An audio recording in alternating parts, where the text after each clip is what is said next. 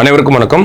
நம்ம group 2 mains point of வியூல descriptive type current affairs கொஸ்டின்ஸை வந்து பார்க்குறோம். ஸோ ஃபர்ஸ்ட் பார்த்தோம்னா ஏசர் ரிப்போர்ட் பற்றி பார்த்துருந்தோம். இந்த வீடியோவில் என்ன பார்க்க போகிறோம் அப்படின்னா ஆயுஷ் ரிப்போர்ட்டை பற்றி பார்க்க போகிறோம். ஓகேங்களா? ஆயுஷ் அப்படிங்கிற ரிப்போர்ட் என்ன ரிப்போர்ட் அப்படின்னு பார்த்தோம்னா all India survey of higher education அப்படின்னு சொல்லி வரக்கூடிய ரிப்போர்ட். சரிங்களா? All India survey on higher education. ஓகேங்களா? அதாவது இந்தியாவில் போன ரிப்போர்ட்ல என்ன பார்த்தோம், இந்தியாவில் பள்ளி கல்வி எப்படி இருக்கு அப்படிங்கிறத பார்த்துருந்தோம். இந்த ரிப்போர்ட்ல என்ன சொல்லியிருப்பாங்க அப்படின்னா இந்தியாவுடைய உயர்கல்வி நிலை அப்படிங்கிறது எப்படி இருக்கு அப்படிங்கறத தான் சொல்லியிருக்காங்க. ஓகேவா? All India survey on higher education, ministry of education தான் இந்த ஒரு ரிப்போர்ட்டை 2011ஆம் ஆண்டுல இருந்து ஆண்டுதோறும் வெளியிட்டு வராங்க. சரியா? பேசிக்கான பாயிண்ட்ஸ். ஃபர்ஸ்ட் ஆயுஷ் ரிப்போர்ட்னு கொடுத்துட்டாங்க அப்படின்னா all India survey on higher education அப்படிங்கறத சொல்றோம். Released by ministry of education, released since 2011 அப்படிங்கறத சொல்றோம். Talks about India's higher education status அப்படின்னு சொல்லி நம்ம 3 பாயிண்ட் 4 பாயிண்ட் இன்ட்ரோடக்ஷன் கொடுக்குறோம். சரிங்களா?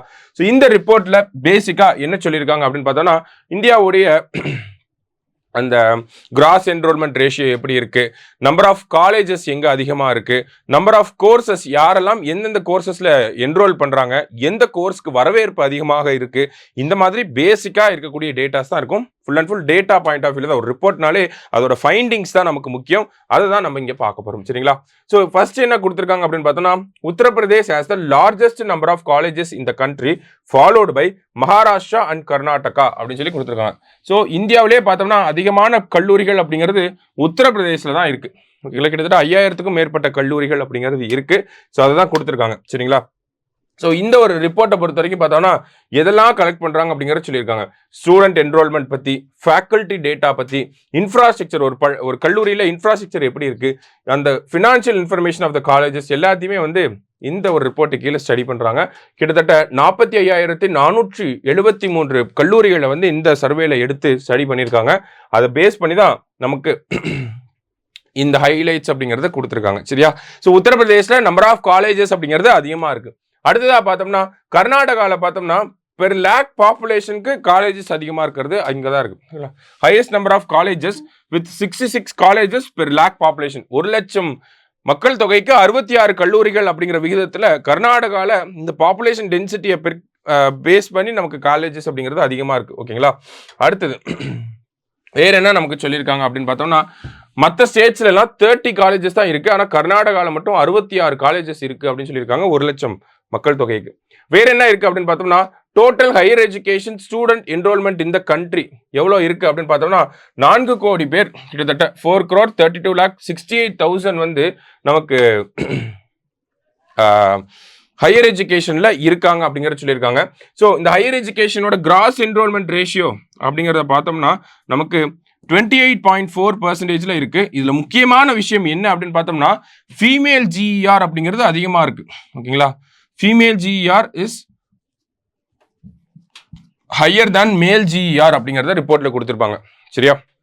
ஃபீமேல் ஜிஇஆர் அதாவது உயர்கல்வியில சேரக்கூடிய பெண்களின் எண்ணிக்கை அப்படிங்கிறது அதிகமா இருக்கு. பெண்களுடைய சதவீதம் அப்படிங்கிறது அதிகமா இருக்கு ஆண்களை விட. சரிங்களா? அடுத்ததா பார்த்தோம்னா 96 lakh ஸ்டூடெண்ட்ஸ்ல பார்த்தோம்னா 3.14 ஸ்டூடெண்ட்ஸ் வந்து காலேஜஸ்ல படிக்கிறாங்க. அடுத்தது 21 lakh ஸ்டூடெண்ட்ஸ் வந்து பார்த்தோம்னா செல்ஃப் சஃபிஷியன்ஸ் இன்ஸ்டிடியூஷன்ஸ்ல படிக்கிறாங்க, தன்னிறைவு நிறுவனங்கள்ல வந்து படிக்கிறாங்க. சரிங்களா? அதே மாதிரி இதுல கேஸ்ட் வைஸ் டேட்டா அப்படிங்கறத கொடுத்துருக்காங்க. கிட்டத்தட்ட 1 கோடி ஓபிசி ஸ்டூடெண்ட்ஸ் இருக்காங்க, 27 லட்சம் ட்ரைபல் ஸ்டூடெண்ட்ஸ் வந்து இருக்காங்க. அதே மாதிரி என்ரோல்மெண்ட் நார்த் ஈஸ்டர்ன் ஸ்டேட்ஸ்ல எப்படி இருக்கு அப்படின்னு பார்த்தோம்னா 12 லட்சம் மாணவர்கள் வந்து இருக்காங்க. சரிங்களா? அடுத்ததா பார்த்தோம் அப்படின்னா 78% ஸ்டூடெண்ட்ஸ் வந்து ரிப்போர்ட்ல இருக்கக்கூடிய 78% வந்து யூஜி கோர்சஸ்ல இருக்காங்க, 12% வந்து பார்த்தோம்னா பிஜி கோர்சஸ்ல வந்து இருக்காங்க. சரிங்களா? அடுத்ததா முக்கியமான ஒரு விஷயம் என்ன அப்படின்னு பார்த்தோம்னா எந்த கோர்ஸ் அதிகமா எடுத்து படிக்கிறாங்க அப்படிங்கிறது. அதுல டாப் கோர்ஸா எது இருக்கு அப்படின்னு பார்த்தோம்னா ஆர்ட்ஸ் அண்ட் சயின்ஸ் அப்படிங்கிறது தான். சரிங்களா? இந்த ஆர்ட்ஸ் சப்ஜெக்ட்ஸ்ல தான் பார்த்தோம்னா 34% மாணவர்கள் இருக்காங்க. இந்தியாவோட ஹையர் எஜுகேஷன் டோட்டல் ஸ்ட்ரென்த்ல பார்த்தோம்னா 34% எதுல தான் படிக்கிறாங்க, நமக்கு இந்த ஆர்ட்ஸ் சப்ஜெக்ட்ஸ் தான் எடுத்து படிச்சுட்டு இருக்காங்க. சரியா? அடுத்ததா பார்த்தோம்னா பிஹெச்டி எவ்வளவு பேர் படிக்கிறாங்க அப்படிங்கிறத கொடுத்துருக்காங்க. 2.12 lakh பீப்புள் வந்து பிஹெச்டி ப்ரோக்ராம்ஸ்ல வந்து இருக்காங்க. ஓகேங்களா? கிட்டத்தட்ட 2 லட்சம் பேர் பிஹெச்டி மட்டுமே படிச்சுட்டு இருக்காங்க இந்தியாவை பொறுத்த வரைக்கும். இதனால ரிசர்ச் அண்ட் டெவலப்மெண்ட்ல அதிகமாகும் அப்படிங்கறத நம்மளால புரிஞ்சுக்க முடியுது. ஓகேங்களா? அடுத்தது எவ்வளவு பெண் ஆசிரியர்கள் இருக்காங்க அப்படின்னு பார்த்தோம்னா கிட்டத்தட்ட 6.94 lakh விமன் டீச்சர்ஸ் வந்து இந்த காலேஜஸ்ல வந்து டீச்சர்ஸா வந்து இருக்காங்க அப்படிங்கிறத சொல்லியிருக்காங்க. அடுத்ததா பார்த்தோம்னா colleges are set up in every district அப்படின்னு சொல்லியிருக்காங்க. ஓகேங்களா, இந்தியாவில் இருக்கக்கூடிய கிட்டத்தட்ட 779 மாவட்டங்கள் இருக்கு. ஏறக்குறைய பார்த்தோம்னா எல்லா மாவட்டங்களையும் பார்த்தோம்னா காலேஜஸ் அப்படிங்கறத செட்டப் பண்ணியிருக்காங்க. அதே மாதிரி பார்த்தோம்னா அர்பன் சிட்டி பெங்களூர்ல பார்த்தோம்னா மேக்ஸிமம் நம்பர் ஆஃப் காலேஜஸ் வந்து இருக்கு அப்படிங்கிறத சொல்லியிருக்காங்க. ஸோ இந்த ரிப்போர்ட்டை தமிழ்நாடை பொறுத்த வரைக்கும் பார்க்குறப்ப இந்தியா அளவோட கிராஸ் என்ரோல்மெண்ட் ரேஷியோ அப்படிங்கிறத பார்த்துருந்தோம். ஓகேங்களா, ஸோ அது எவ்வளவா இருந்துச்சு? 28.4% இருந்துச்சு. தமிழ்நாடோட கிராஸ் என்ரோல்மெண்ட் ரேஷியோ இந்தியாவில் இருக்கக்கூடிய எல்லா மாநிலங்களை விட அதிகமாக இருக்கு. தமிழ்நாடோட கிராஸ் என்ரோல்மெண்ட் ரேஷியோ எவ்வளோ அப்படின்னு பார்த்தோம்னா 47% இருக்கு as per ஆயுஷ் ரிப்போர்ட். சரிங்களா, ஸோ இந்த ரிப்போர்ட் அப்படிங்கிறது பார்த்தோம்னா நமக்கு உயர்கல்வி அப்படிங்கிறது இந்தியாவில் எந்த ஒரு நிலையில இருக்கு அப்படிங்கிறத பத்தி சொல்லக்கூடிய ஒரு ரிப்போர்ட் தான். சரியா, ரொம்ப இதுல கேட்டாங்க அப்படின்னா ஆயுஷ் ரிப்போர்ட்னா என்ன, ஒரு 10 மார்க்கா கேட்கலாம். இதை கேட்டா இல்ல ஒரு 2 5 மார்க்ல பார்ட் 1 பார்ட் 2வா கேட்கலாம். சரியா, ஸோ ஆயுஷ் ரிப்போர்ட்னா என்ன, அதுல இருக்கக்கூடிய முக்கியமான ஃபைண்டிங்ஸ் என்ன அப்படிங்கிறத எழுதுறோம். ஆர்ட்ஸ் சப்ஜெக்ட்ல தான் இவ்வளோ பேர் இருக்காங்க, இவ்வளோ பேர் வந்து PhD படிச்சுட்டு இருக்காங்க, இவ்வளோ நம்பர் ஆஃப் விமன் டீச்சர்ஸ் வந்து இருக்காங்க. அடுத்ததாக பார்த்தோம்னா இவ்வளோ நம்பர் ஆஃப் காலேஜஸ் வந்து உத்தரப்பிரதேசில் அதிகமாக இருக்கு. பெர் லேக் பாப்புலேஷனுக்கு காலேஜஸ் எங்கே அதிகமாக இருக்கு? கர்நாடகாவில் அதிகமாக இருக்கு. அடுத்து இந்த ஃபைண்டிங்ஸ்லாம் எழுதிட்டு அடுத்து தமிழ்நாடு ரிலேட்டடாக, தமிழ்நாடு தான் கிராஸ் என்ரோல்மெண்ட் ரேஷியோவில் அதிகமாக இருக்கு. ஓவராலாக கிராஸ் என்ரோல்மெண்ட் ரேஷியோவில் பார்த்தோம்னா ஃபீமேல் தான் அதிகமாக இருக்காங்க அப்படிங்கிற மாதிரியான இந்த ஃபைண்டிங்ஸை மட்டும் நீங்கள் லிஸ்ட் அவுட் பண்ணி அதுக்கு ஒரு சைடு ஹெட்டிங்ஸை கொடுத்து எழுதினா போதும். இந்த ரிப்போர்ட்டை ஈஸியாக முடிச்சிடலாம். சரிங்களா, ஸோ பேசிக்காக டேட்டாஸை நல்லா பார்த்து வச்சுக்கோங்க.